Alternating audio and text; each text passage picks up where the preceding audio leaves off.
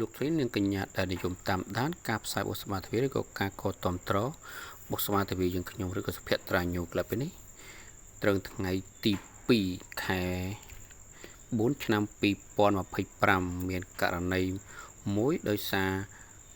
គ្រោះថ្នាក់ចរាចរណ៍ដោយសារប៉ូលីសគាត់ខាត់ឡានឥឡូវឡានមានបញ្ហាប៉ះពាល់គ្នាស្រាប់តែ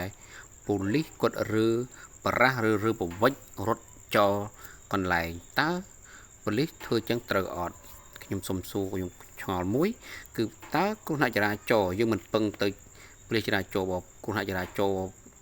ប៉ូលីសចរាចរណ៍រត់បាត់តើគិតយ៉ាងណាហើយបញ្ហានេះស្ថិតនៅគីឡូលេខ28 29ស្ថិតនៅភូមិត្រពាំងខណ្ឌតឹងព្រៃពេជ្រតឹងឃុំត្រពាំងវែងស្រុកកណ្ដាលស្ទឹងរាជខេត្តខេត្តកណ្ដាលបងប្អូនដល់ពេលឥឡូវប៉ូលីសគាត់ធ្វើអញ្ចឹងតើសមអត់ប៉ូលីសចរាចរណ៍មានបញ្ហាគ្រោះថ្នាក់ចរាចរណ៍តើឬ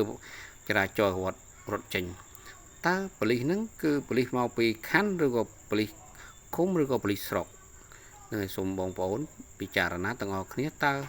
គាត់ធ្វើអញ្ចឹងសមអត់គឺធ្វើជាផ្លាកចរាចរណ៍មកប៉ូលីសចរាចរណ៍នៃសាក់ប៉ូលីសដល់ពេលមានបញ្ហាកើតឡើងរត់ចោលជាពលរដ្ឋតើ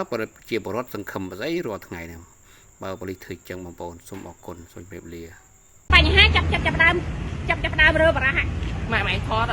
ពេលដែលមានបញ្ហាចាប់ដើមរើបរះហើយកោះឡានយកណាគេទទួលខុសត្រូវពេលដែលពងបាក់ឡានឲ្យប៉ូលីសចូលមកអញ្ចឹងអាណាគេទទួលខុសត្រូវបើយើងខុសបានវាចាក់យើងចូលផុសតែនេះបើយើងត្រូវយកទឹកតបមកយើងមើលឲ្យហើយថាពេលដែលធ្វើការអញ្ចឹងត្រូវអត់បើសិនជាបងធ្វើការនៅខាងណាបងត្រូវដោះស្រាយបញ្ហាមួយខ្ញុំបងធ្វើការនៅខាងខណ្ឌអី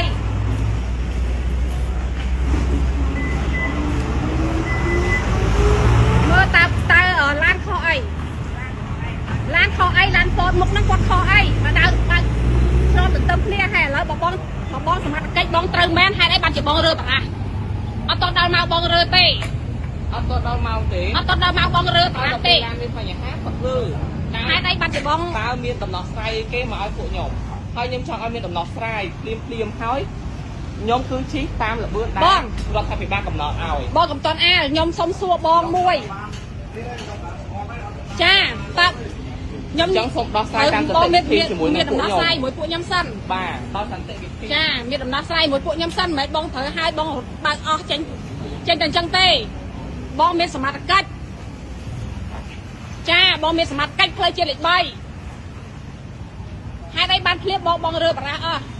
គាត់ថាភ្លាមធ្វើប្រអស់លីងចឹងចា